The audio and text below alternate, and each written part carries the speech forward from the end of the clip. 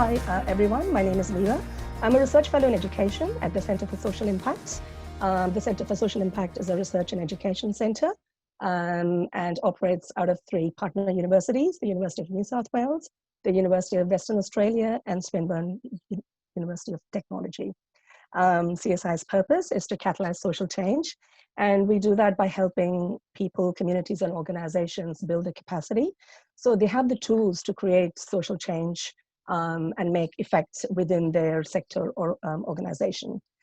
For more information, please look into our website, which is csi.edu.au.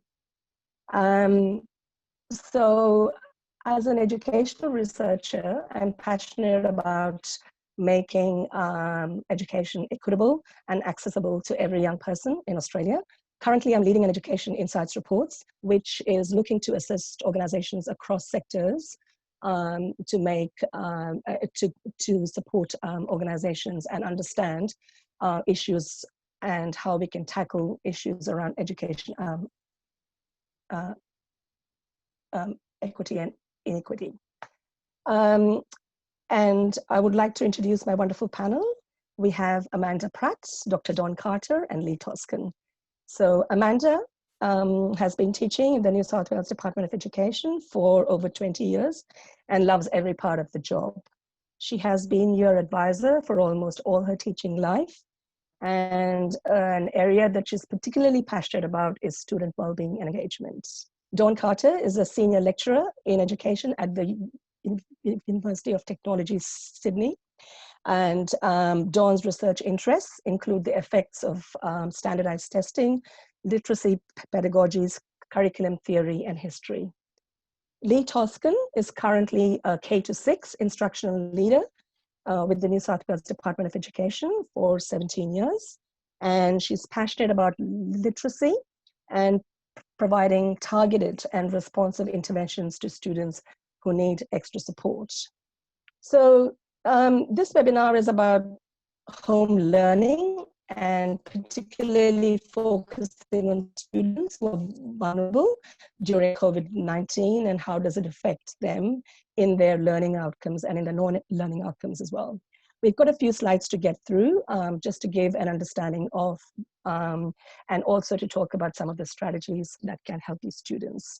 Followed by the slides, we have a Q&A session where we would love to hear from you and share your thoughts and experiences and perspectives. And I think there is a CSI fact sheet accompanying this topic, and Rhonda will be sharing the link with you.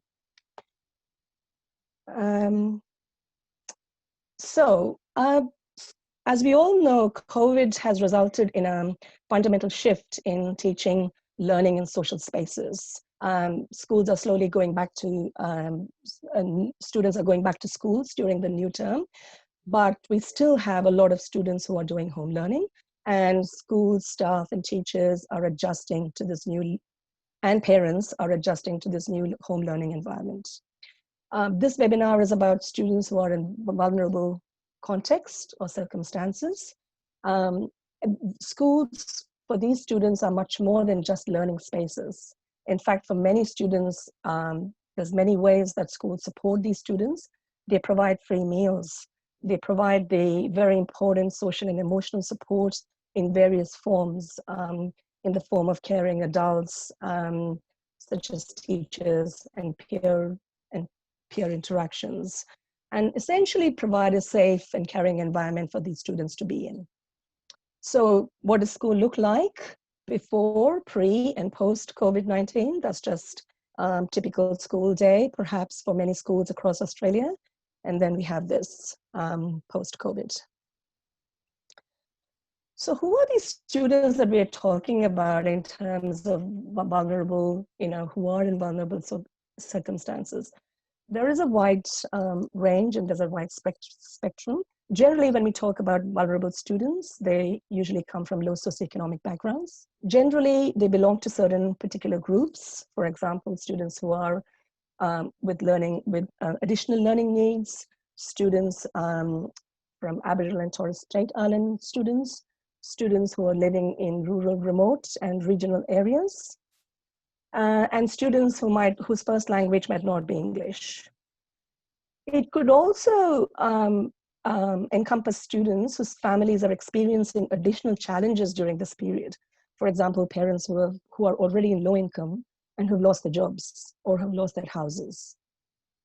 It might also be possible for these students to be in difficult family circumstances, for example, abusive parents, to domestic violence, and so on. Generally, vulnerable students attend disadvantaged schools, and this can pose additional challenges because disadvantaged schools generally have fewer access to human and non-human resources and support. So just to give a context of what we already know about the students in Australia who are vulnerable, 1 in 6 Australian children and young people live in low-income households. 1 in 5 children start the school a day without eating breakfast. And only 68% of Australian children in disadvantaged communities have internet access, as opposed to over 80% of children in advantaged households. So what's happening with the COVID and home learning is some of the issues that we're talking about are accentuated, making conditions worse for these students. We've got 5 independent reports that have been commissioned by the Australian government to examine this issue. Home learning can look and in different ways for different students, for different households, depending on which part of Australia they are in. So that's just a little sample of what home learning might look like for some people. So some of the issues obviously are, because this is home learning, so family relationships, family struggles, and family circumstances is a huge issue. Because students are going to be at home all the time, this can perpetuate or increase the risk factors at home. So what we are finding is if there is a lack of a suitable home learning space, for example, for many of these students, if they've got siblings, if they've got extra household members, if they've got an extended family living in, and if they've got limited space, how do we ensure that there's a home learning space for these students to actually work and do their work if they're not in school?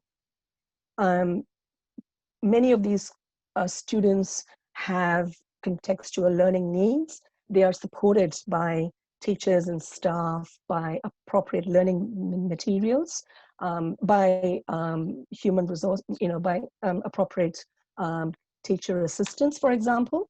And some of these might be absent because they're learning from home. So because of COVID, you're not able to do that.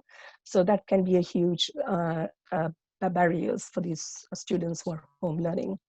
We all know about the digital divide. Families might have to share devices, might not have good quality internet access, and that can pose additional challenges for families, or families might have to might have no internet devices or access at home, particularly if they are living in regional remote, which has got fewer access to support. The other aspect, and very important aspect of vulnerable young people when we are talking about vulnerable young people, and this depends on the age and the cohort and their learning needs, is about dealing with uncertainty for these young people. And the school is a protective environment. They are usually in a safe and caring environment. They've got other caring adults for them. So in the absence of that supportive environment, having to be at home, having to deal with the pressure to perform in a virtual space if they have access to a PC, or having to be in that family environment which might not be as conducive to learning, all that can accentuate and increase their anxiety levels. What will, how will they do their assignments and exams? So young people are more prone to thinking about these issues, about what learning, the learning challenges might look like for them. How will the exams look like? What sort of shapes assignments and exams might look like? So generally very anxious about their learning and their learning needs, and their future could be a big part of the issue for these young people. And we do know that they can learning disengagement is very common with vulnerable young people when they're not well supported, when they don't have the human and the non-human resources. It can lead to poor educational outcomes. And early data that's come out of a study on educational outcomes of vulnerable young people shows that they're about 6 weeks behind in numeracy and about 4 weeks behind in reading. So this is still early data, and we're still looking to understand the short-term and the long-term effects and of educational outcomes for these young people. And of course, there's a big picture, there's a big piece about mental health, how it affects them, how are they coping if they don't have coping strategies, increased and heightened sense of anxiety. And obviously being in the family environment increases the risk for these young people. We don't have enough data about teachers. Teachers play a really important role, but at the moment we don't have any current data to talk about teachers and how can they support vulnerable students. There is preliminary findings from a survey of about 10,000 teachers, and but they're very concerned about how the home learning environment works for their students and whether they're sufficient or not. As well, a very important point that was raised by these teachers is about it's difficult for them to know how students' environment, how they are, how the home learning environment is for them. So if they don't have access to that, or if they don't, or if they're unaware of how students, what students are going through, what challenges they're going through, how can they support them, or how can they support them suitable to their needs? So it's tough for teachers to know what's going on there. I'll now be handing over to Mandy to talk about home learning from her perspective, from a school's perspective, and also sharing some tips about how her school has managed during this period. Dawn Carter will be talking after Mandy to talk about curriculum disruption during home learning, and I'll be concluding the slides talking about some of the solutions that we can think about in order to manage some of those issues raised. So over to you, Mandy. Hi. I guess the first thing I want to say is that for us, it's been a huge change as a teacher because we're a school designed to educate, and our entire structure is based around kids being with us in a school setting, in the classroom, in our buildings every day. And that has completely changed. So my context is that we are a BYOD school already, and we were already using Google Classroom. Not all the tasks were on Google Classroom, but all the instructions usually have been. And what we had to do was change the way we presented everything. And it'd be the same for the teachers all over the state. And then as we got feedback, we got better at it.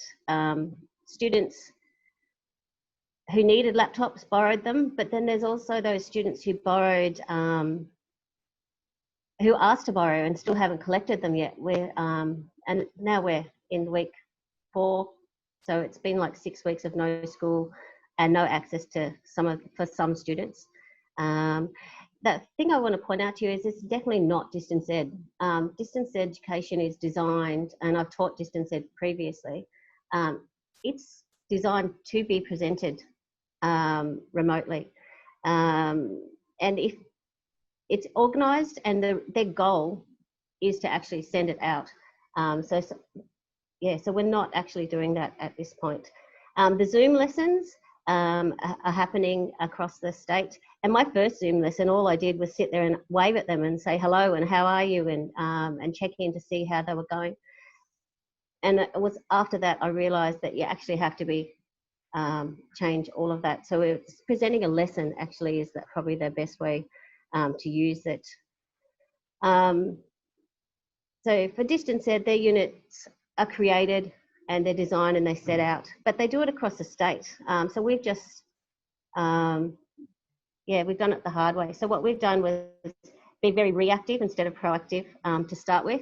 So the first lots, and I'm going to use this term, we sort of vomited a whole lot of work out there into the classrooms, and then it wasn't until we got feedback that we realised that we had just given way too much, and we were working twice as hard to try to do that. So we had to change all of it. And the feedback came from the kids and the parents who just said, oh, there's too much, we can't cope with this. And so we did change all of those things.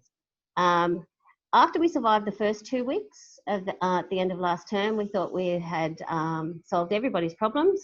And our principal was really supportive and just said, take the holidays off, you'll be fine. But then when we got to the holidays, we realised in the newsfeed this was going on for longer. And we had to start, we worked most of the holidays getting units ready and everything like that. For the students though, we're alert, but not trying to alarm them about the changes that they're happening every day. But we expect change. Like every day when I sign up, something's gonna happen, something's gonna change. And and we just have to stay calm and deliver it the best way we can. Our school is really big on wellbeing, which I'm sure every school is. And we have, at Ballina Coast High, we've got a strong wellbeing support. It's got year advisors, we've got learning coaches, learning and support teams, we've got wellbeing teams, probably similar to every other school across the state. And part of it was that we needed to ensure there was engagement. So one of the things that we came up with was the prawn nest. And the prawn is like, if you've ever been to Ballina, there's a big prawn at the Bunnings as you drive in, and it's our symbol that we use on all our sporting teams. It's the logo for our school. It's a bit corny, but it's the prawn nest. And so the prawn nest actually became an online series of surveys that we send out to the kids to complete each week to see how they're going, what they're up to. And the prawn nest is actually, some of the kids who weren't engaging in learning have all done the surveys. Like there's almost just over 1,000 kids at our school, and 900 and something of them have all gone on to do their wellbeing surveys on the prawn nest. Part of what came out of that feedback was that what they were going through at home, like some of the welfare issues are bigger. We've got lunches going home and meals for families from the canteen because the canteen staff aren't serving kids anymore. And there's heaps and heaps of feedback that we're getting that way from kids. So we're able to identify.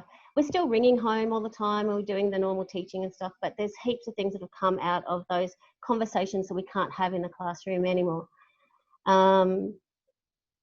We assume that the kids will need a lot of support when we get back, and we assume that there are going to be gaps between some kids who have worked and some haven't successfully, and anyway, we'll see what happens, but we'll just keep supporting them as we go and see what happens next. Thanks, Mandy. Thank you.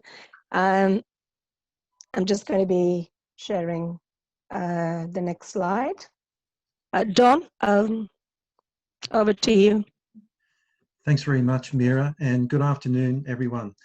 I'd like to start off by saying also acknowledge the great work that teachers and schools have done during this pandemic. It's been thrust upon them, and I think schools and teachers have done a great job. Congratulations. What we've been thrust into, as Mandy says, is not distance learning. It's not homeschooling. Homeschooling is a particular provision of the New South Wales Education Act. What we've been thrust into is what's called emergency remote teaching. We didn't choose this, it was thrust upon us. And what's happened is that it's exposed a number of vulnerabilities across education generally. Mira's mentioned vulnerable and disadvantaged students and some of their contexts, etc. I would contend that their situation has deepened due to this pandemic, but also it's made vulnerable a whole range of other things. For example, we've talked about how the curriculum is delivered during such a pandemic. We've talked about the resources that are required, or the lack of resources in some cases, because as we know, across homes, across the whole country, there's not an equal distribution of internet access or access to devices, etc. And it's the same in schools also. But also we've been talking about engaging students in remote learning. But what I want to talk about is the fact that this pandemic has exposed the assumptions of education. And we've always assumed that education and learning is relational, and very few of us would disagree with that. That learning in schools takes place, or best takes place, in face-to-face situations, in context, classroom context. We just assume that the teacher is both an instructor, a facilitator, and much more, of course. And that learning will be demonstrated to the teacher on site, and that the teacher will be able to measure that performance. Well, those types of assumptions have been disrupted because learning has been undertaken recently off-site. So what I'm getting at here is that the assumption upon which our curriculum documents are based are now being brought into question. Learning hasn't been taking place on-site, face-to-face. It's been taking place remotely. So I would contend that we need to look at all of our curriculum documents, that any curriculum document written before March 2020 is now largely obsolete, that it requires revision, that the underpinnings, the assumptions within those documents need to be revisited, because our documents have traditionally been geared towards face-to-face delivery, not remote delivery. So if there's a second wave in this pandemic, or if there's going to be another pandemic at some point, what provisions will we have in place to account for that pandemic? So now is the time to look at the assumptions in our education system. Now is the time to look at the documents. And in fact, now is a really good time because there's the intersection of three major reviews. First of all, there's the New South Wales Curriculum Review. Now, that was undertaken last year. Consultation closed in December, and the review was meant to table its findings to the Minister, the New South Wales Minister, at the beginning of this year. That hasn't happened yet to my knowledge, so I can only assume that they're looking at the effects of this pandemic on education and what effects, what impact it will have on New South Wales curriculum.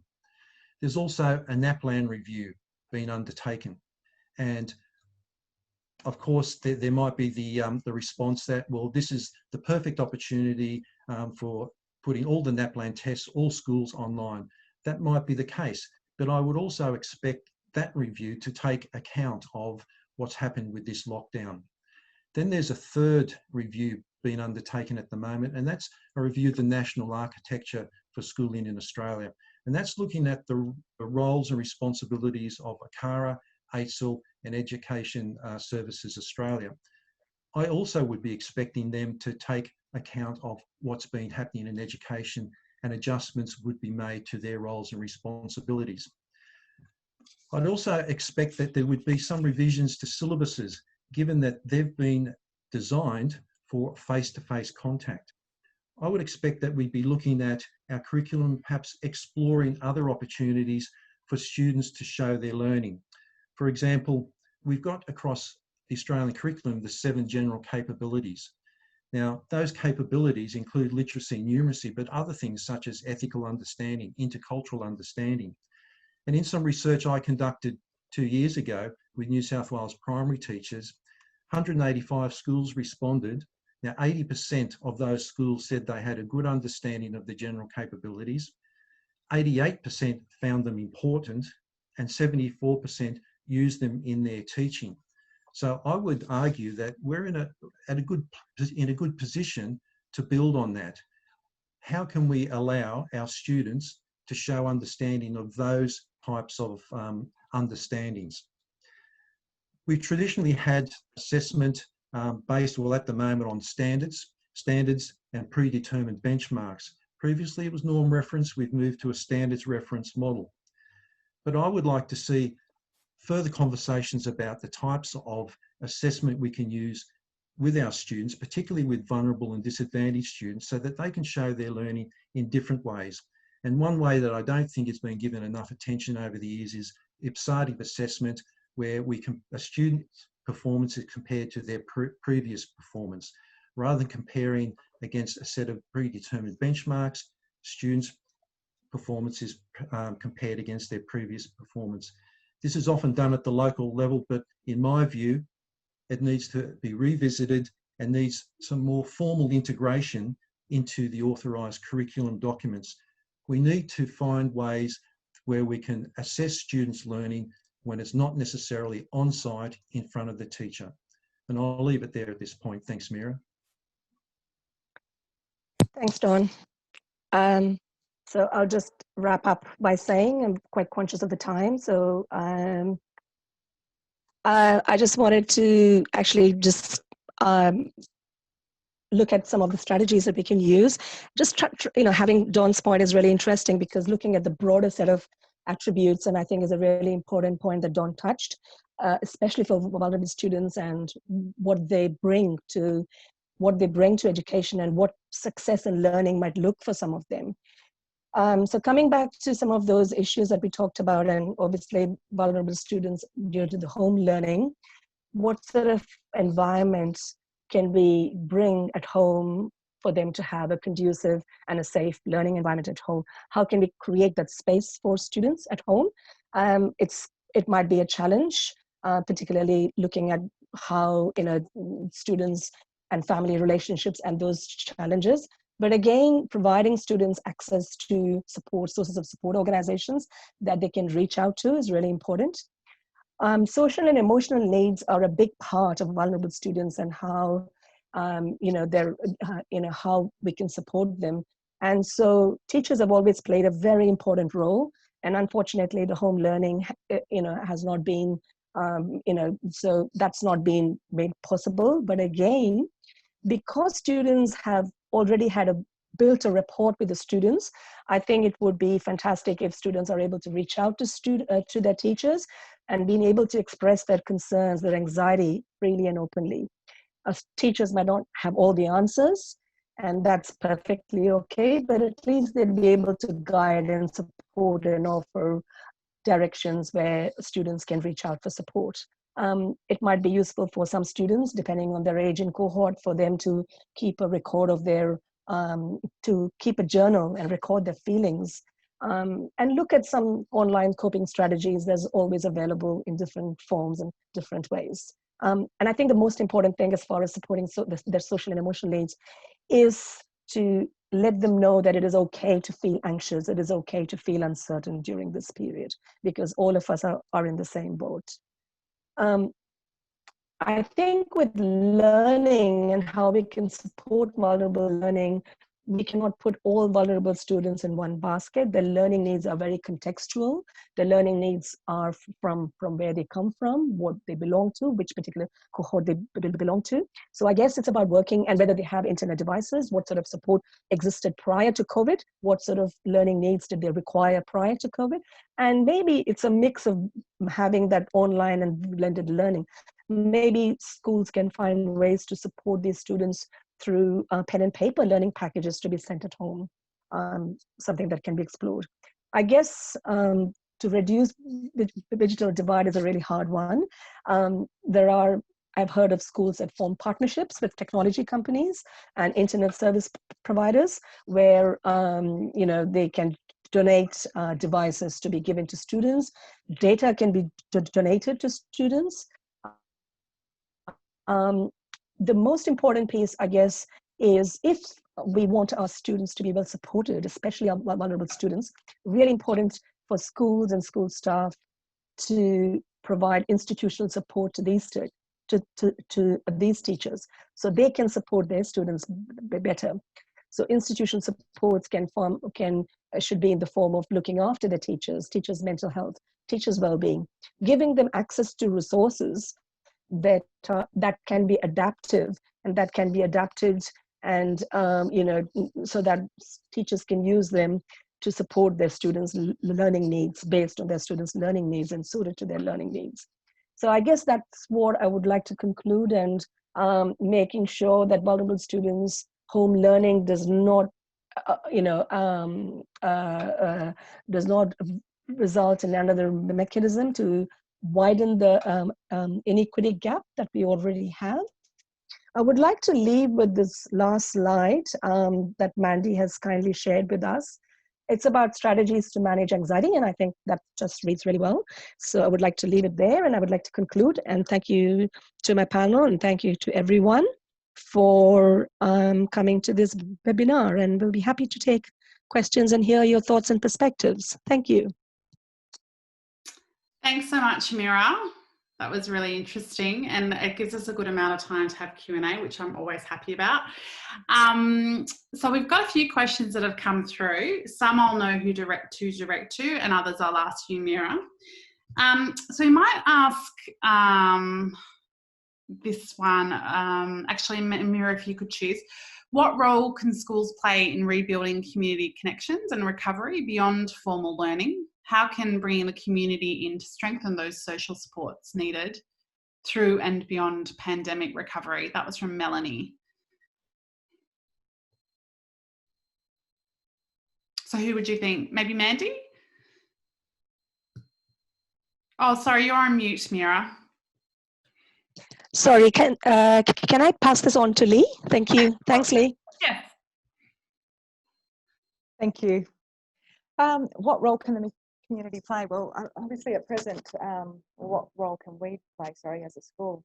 At present, it's a bit tricky, but I think in the upcoming weeks and months ahead, definitely getting our outside agencies back into our classrooms as well to support our students is one role, obviously, and getting our friends of the school back involved as well can also help the community, because once you get those connections coming in, or those people coming into your school community, that then can spread back out into the community that we're open for business. Not only that, the community functions that we have at our schools as well can certainly help in building our connections with our wider community as well. Thanks, Lee. Mandy, would you like to add anything to that?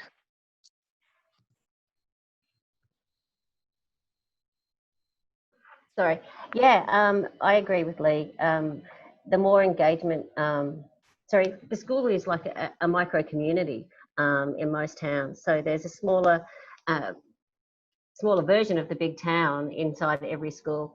So in terms of that, the connections created, even the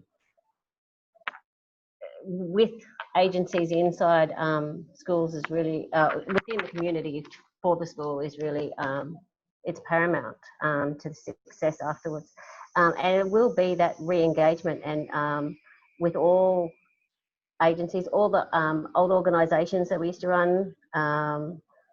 Yeah, will just need to happen as soon as possible. Thanks, Mandy. Thank you. I might get you to turn off your screen share so we can see everyone. The next question is for Amanda. You've been asked directly, Amanda, from Jess. What is something teachers have had to try out or develop in remote learning that they'd like to keep when they're back doing face-to-face learning?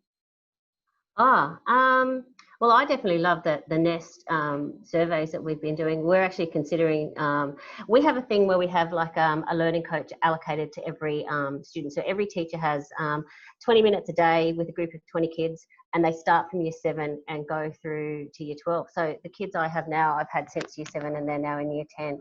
And so I know them inside and out, and we do a lot of wellbeing activities with them and things like that. But the NEST, sometimes they'll come in and they don't actually, they don't feel like talking to you today, or anyway. And the NEST surveys that we've done, all the kids are like, they want to be engaged with the school, they don't actually want to do schoolwork sometimes. So they're actually all just the data, the evidence that we've gained from the surveys that aren't anecdotal. So that's the sort of thing that we're definitely going to probably keep going. I really enjoyed it. Excellent. Anything from you on that, Lee? Hey, can you repeat the question, sorry? Yeah, sure. So is there anything that you've been doing in remote learning that you'd want to keep when you're back face-to-face? Definitely. It's been quite interesting, actually. Whilst it's definitely got its cons, there's a lot of pros that have come from this, I believe. Sorry, I'm just going to remove that. A lot of pros that have come from this.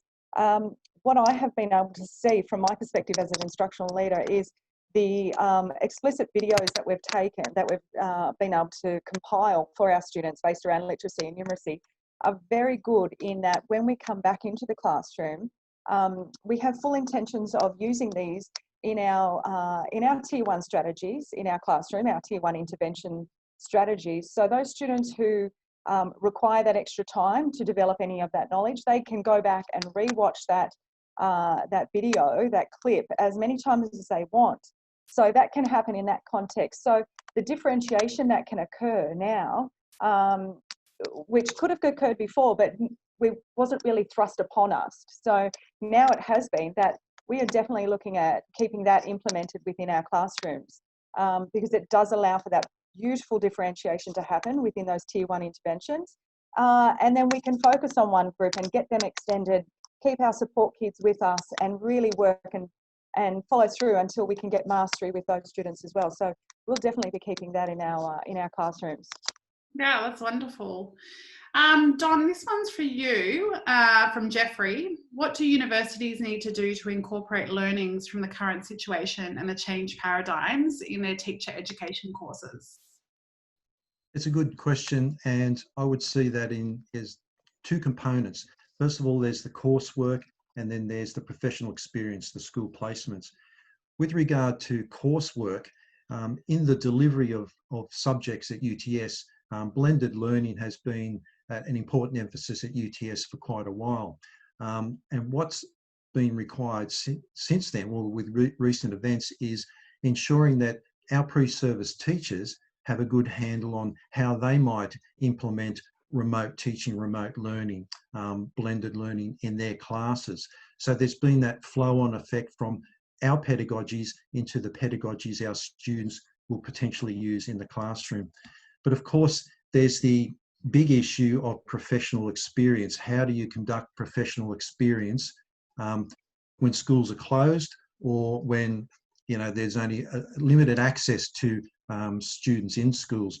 And we've been lucky enough to have a few students who currently, when the pandemic broke out, were on scholarships with a couple of schools, and they were able to deliver their lessons online to these students. So it was a good learning experience for them, and one which we need to use as a platform to roll that out more widely for our students in the event that this is not the last pandemic, and in the event that we do more remote teaching. I hope it's the last pandemic. Maybe one here for Mira from Chris. How effectively have teachers been able to, actually not for Mira, sorry, probably Mandy or Lee, how effectively have teachers been able to support parents, carers, and guide them in helping their children with learning from home? And have we learnt how to maximise this, particularly for vulnerable children? Yeah, Mandy, do you want to have a go? Yeah. Well, it changes from student to student. So we're having some wins, some losses, but the biggest, it's a communication and making sure that they know how to access it, because the parents have got anxiety issues themselves when it comes to where do I go, where do I start. I remember the first day of term, there was a phone call from a mother who had gone on to the Google Classroom and couldn't find anything. And I was just like, did you press on the coursework? And she goes, oh, and that all just popped up. So it's just those conversations and making sure they understand how to access it and use it. And there have been a lot of conversations. We've even sending Zoom lessons, recorded ones, so they can see how to access it. So they're instructional videos for the parents on this is where to go to help your child, and it's all of them are coming out of the questions that the parents are asking us. So as soon as somebody does it, and then we share it across our teaching in our schools. But also I'm part of a whole bunch of History Teachers Association Facebook pages. The sharing across the state of the videos has just gone pandemic. Every day I get 1,000 new notifications of somebody's done this and someone's made this and someone's sharing these resources. Once upon a time there was a thing where they didn't share, like teachers just held their little stuff in a little And no, it's completely changed. So, and if I can just, I'd have to agree with that. Definitely, the sharing has been absolutely fantastic. The collegiality amongst teachers is absolutely wonderful to see.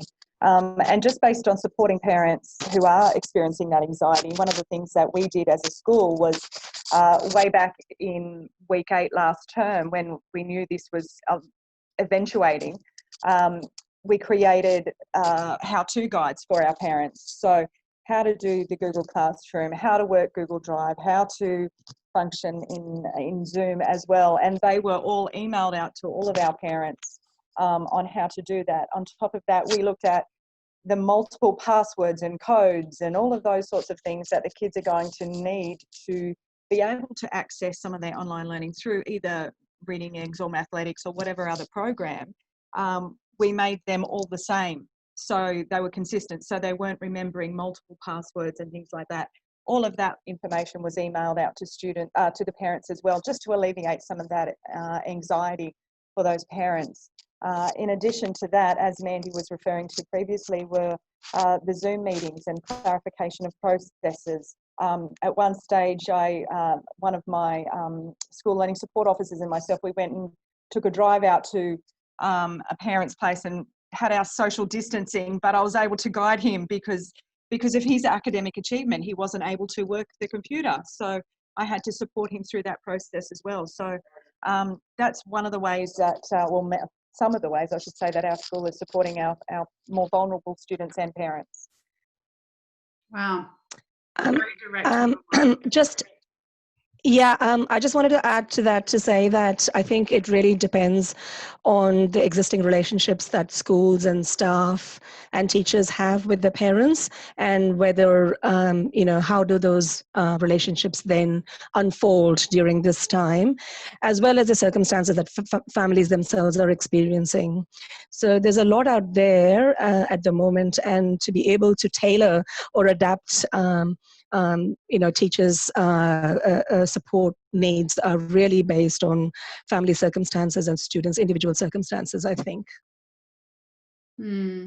So just to add to an interesting question from Sharon, which relates to what we were just talking about, she's concerned, as I'm sure a lot are, about the students who have dropped off the radar and are not engaging at all. And Mandy, you did mention there were some in your school. What can we do at a systemic level to reach these children and young people? So we're Dawn, do you have? Yep. I was just asking Dawn, do you have one? And then we can come to you, Mandy. Thanks, Mandy.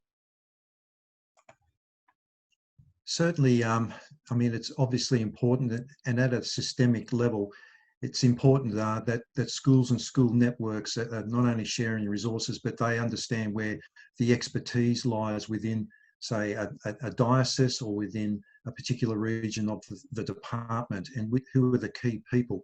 And I understand that schools in general know that, but there's also facilities within the community that schools can draw on when necessary to, I guess, add to the armoury of resources, professionals in the community. So I'd suggest to be looking within networks, within established structures, but also more broadly within the community. Sorry, Mandy, would you like to respond to that as well? I was just going to say that just the communication lines, keeping them open with the families and touching base. So by now, like other schools would be doing the same, we've identified the students who have not engaged as well, and they're the conversations that we're having now and working out what best way can we help them get student learning happening. So it's really, and it'll be an individual one-on-one case. So we're not talking large numbers, but there are those who are going to need some very specific help. And so it's the conversation, identify and then be proactively seeking resources to help support them. Okay, a question here from Lisette. I think this will be a Mira or Don question. Really interesting to consider the assumptions underpinning our education system. Learning is relational, face-to-face, etc. do we know if these assumptions are based on evidence about what we know about how children learn best? Do we know if children learn as well online? I think that's a really good question. Thanks, Lisette. I think it's what we do know from research. I think some early research has been conducted with regards to the educational and non-educational outcomes, as I mentioned, to do with vulnerable students, though we still don't know the impact that it has on student outcomes long term. But what we do know is students who are not supported and who are traditionally measured through standardized testing, through the school exams and this, the way that we normally outcomes measurement that we do for students does not tend to work well with students during home learning, and especially with those additional challenges. So I think it is about looking at what kind of education system we need our children and all young people to come from this, and what kind of learning experience. So and this is the question that I was alluding to at the beginning, is what kind of attributes, what kind of strengths, what kind of learning achievements that we need to recognize outside of the standardized testing, measurements and exams and assignments. So I think it's important to look at students' backgrounds, students' learning abilities, students' profiles, and see whether a certain set of attributes, and this could form part of the general capabilities, or it could be a wider range outside of that scope as well. But to look at how do we determine what is success for our young people when they come out of school. And again, I think with regards to vulnerable students, we got to be really careful not to be able to, have a blanket approach that these are the issues for vulnerable students, and let's just try and implement some strategies to lift those outcomes. I don't think that works that way. They are very unique, and they've got very unique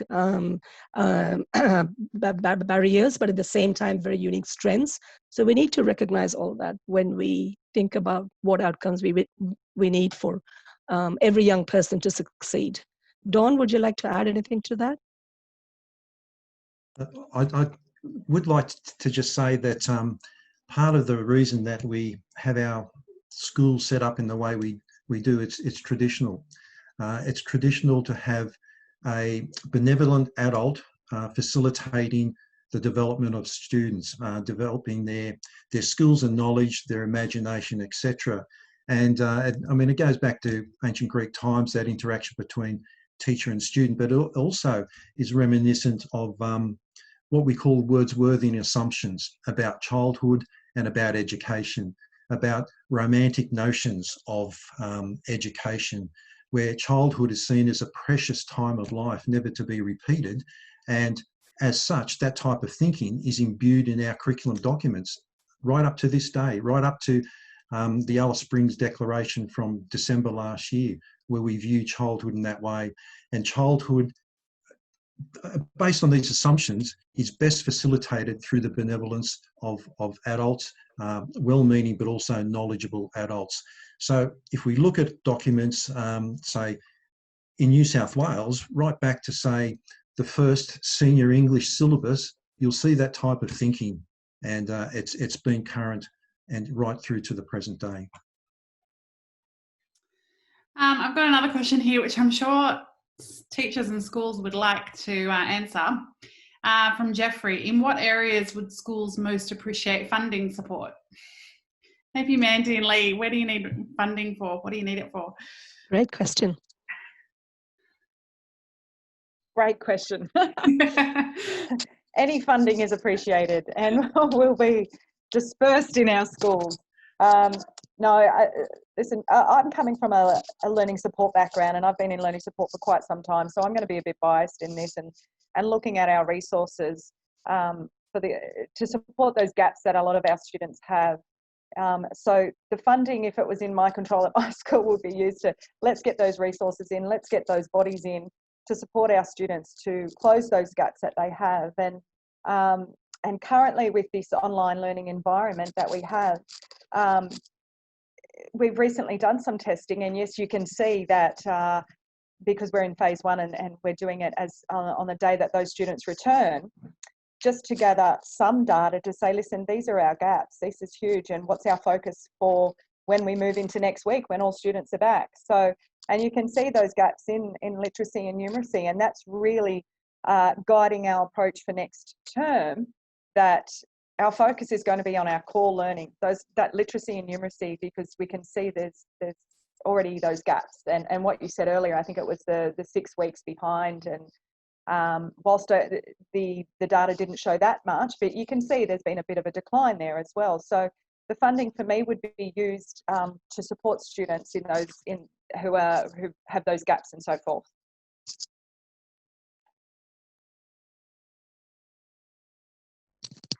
Yeah, I could spend $1 million in a heartbeat right now.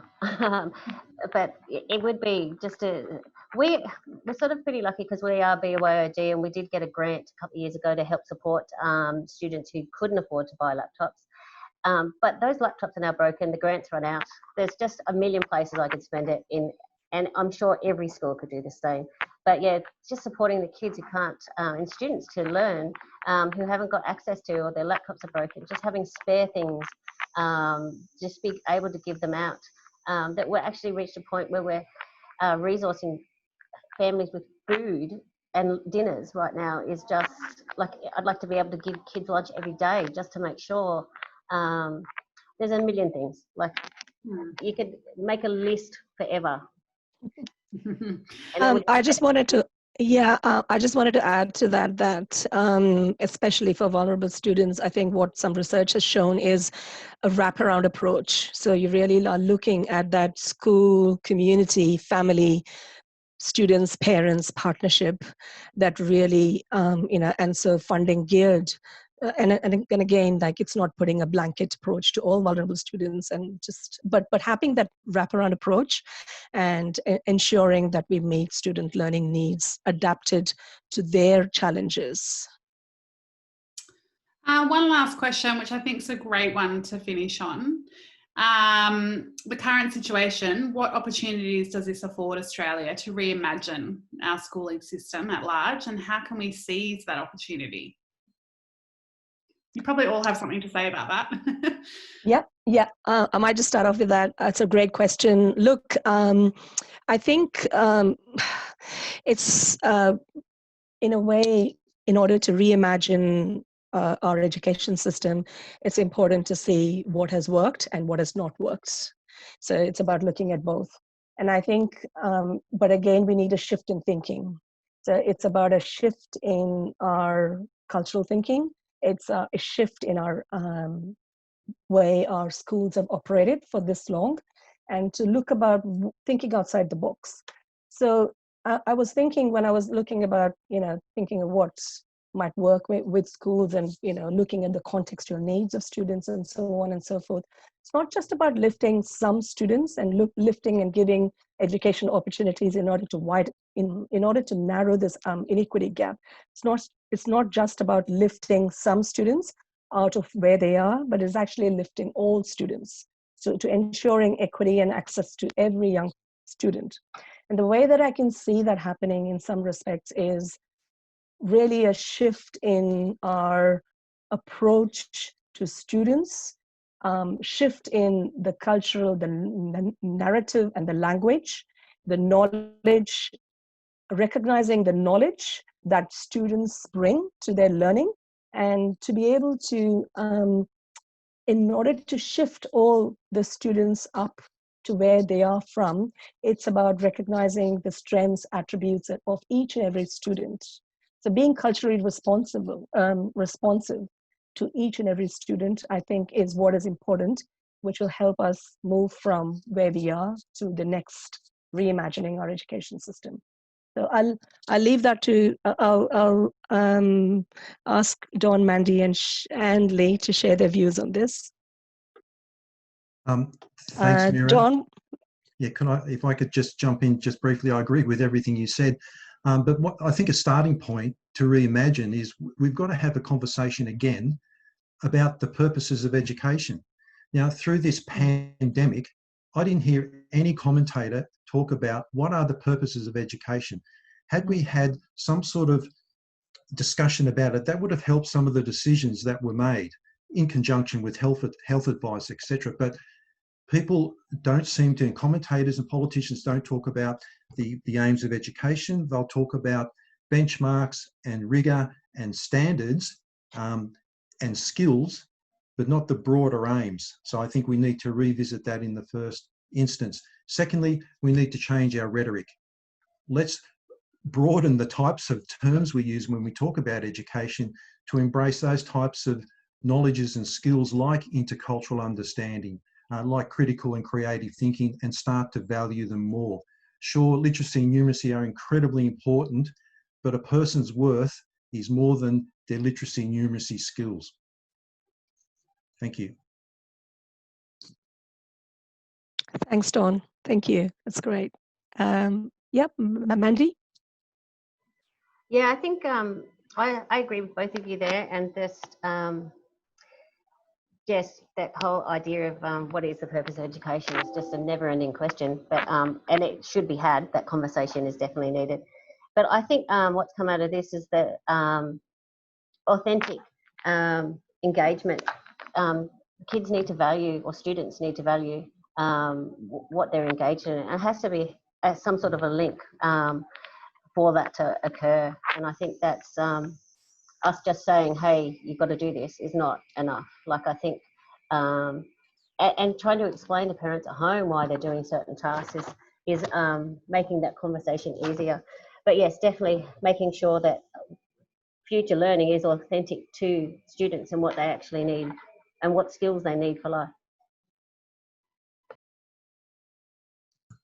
Thanks, If you Mandy. don't mind, And if I Lee? can just, thank you, sorry. If I can just add on that, to reimagine what the educational landscape will look like in the future. I think a lot of us in schools were doing that prior to this coming out, where we were looking at our inquiry-based learning, so which did bring in those general capabilities and had the students being agency of their own learning and directing that as well. So that was in the process, and then a lot of this has come in with COVID, and Amanda was right when she said the vomiting of information came out to begin with, and then we refined those processes. But the educational landscape, I'm hoping for us where we are, we'll go back to that, where we do encourage that inquiry-based learning to occur, and the students are directing and know that this is a certain dispositions that I need to evolve within myself, and I can choose this avenue of learning, and I'm more interested in this study because then it does become an authentic experience for them. And I know at